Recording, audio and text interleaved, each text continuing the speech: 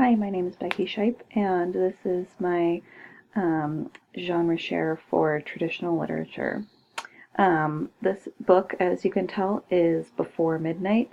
It probably qualifies as a fractured fairy tale, and it says right there on the cover that it's a retelling of the traditional story of Cinderella by Cameron Doke. And she doesn't try to hide the fact that this is a Cinderella story.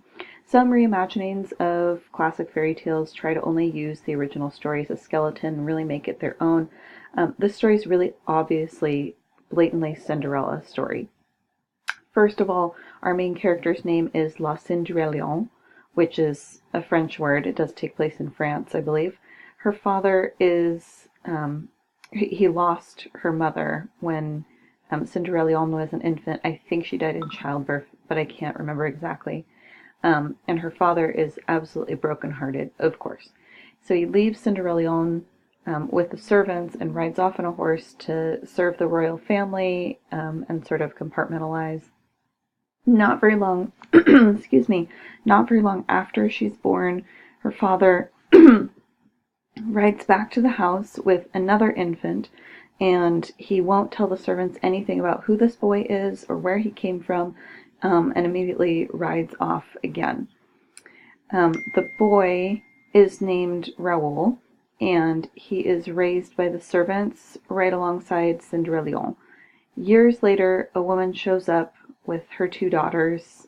They're all teenagers at this point. I think they're like 16, and tells the household, the servants, that she just married Cendrillon's father and is going to be the woman of the house at this point.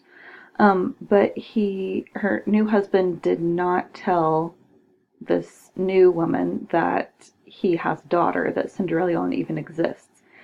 So her new stepmother just believes Cendrillon is a servant and doesn't mistreat her, but obviously doesn't treat her as a daughter because she thinks that she's just this other servant who's grown up in this old stone house. Through a few misadventures and some truth-telling, it comes out who Cendrillon is, and this actually is veering quite dramatically from the original tale. The stepmother completely embraces Cendrillon as a daughter of her own without any question or hesitation. She's very excited to have another daughter, and the stepdaughters both treat her with love and affection, and I think that's kind of a neat little addition to the story.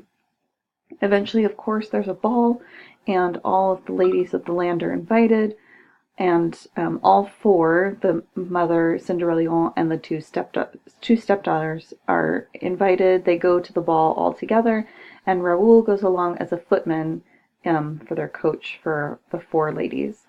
At the ball, Raoul and Cendrillon discover something about their past that surprises them probably as much as it surprises most readers. I definitely didn't see it coming the first time that I read it, although I probably was in high school the first time I read it, so I don't know how well my prediction skills were at that point.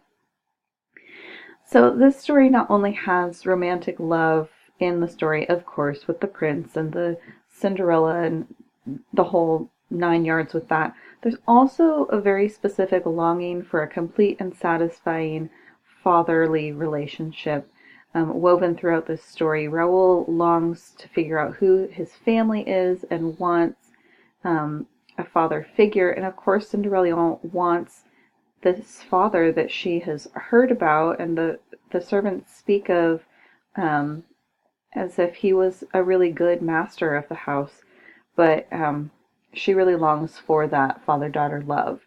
And I think a lot of Cinderella stories kind of touch on this, because a lot of the times the father has died and she is longing for that fatherly love, but it's just sort of in a abstract sort of way. And this one, she's able to have that. Her father just doesn't want to be associated with her, and that's kind of painful for her, of course. This is probably one of my favorite retellings of the story because the ending isn't just a shoe that fits and a happily ever after with a prince. Cendrillon's father has to finally deal with the loss of his wife, which doesn't usually happen. We don't often hear a lot about the father after the setup of the story. he has to confront the emotions that his daughter dredges up because she reminds him so much of his dead wife. Originally, when he left, before he dropped off Raoul, he swore that he would never see his daughter ever again because she reminds him too much of his wife who he loved, and he's just so sad about the whole thing, and he has to finally deal with all of these emotions. I also really like the fact that the stepmother and the stepsisters aren't evil or overly vain or cruel that most stories paint the step family as. It's such an interesting twist on the story to have them be characters that are able to be developed beyond being just the bad guys of the story that everybody loves to hate. You can see right at her bust line, right at the above the title, it says Once Upon a Time. This is a book in the Once Upon a Time series, which is a collection of retellings of classic fairy tales and folk tales, including stories like Anastasia, who was a real person, but the story that we all know about her was probably mostly invented, as well as classics like Sleeping Beauty and the Cinderella story here. There's a few that are classics that you would expect to be in this series. It's not a series you have to necessarily read in order, but they're all grouped together as sort of these retellings of fairy tales that are still a little bit magical and maybe don't have specific magic in them, but are sort of that have a magical quality to them. There's no fairy godmother in this story, but there's someone who acts as a sort of faux fairy godmother who sews her a dress and makes her feel like a princess when she's going to the ball.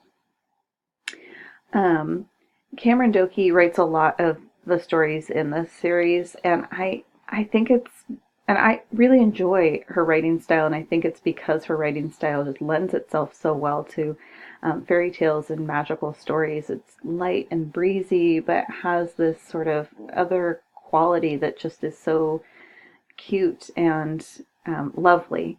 And it's a very short book. It doesn't have very many pages. The one that I have is a very thin paperback book, and most of them I think are very short paperbacks. So it could definitely be a book that a reluctant reader would be willing to pick up if they like fairy tales but don't want to dive into something as hefty as Cinder, the Lunar Chronicles story, or something else that's a little bit more chunky of a story. So that's my genre share for this one, and I hope that you enjoyed it.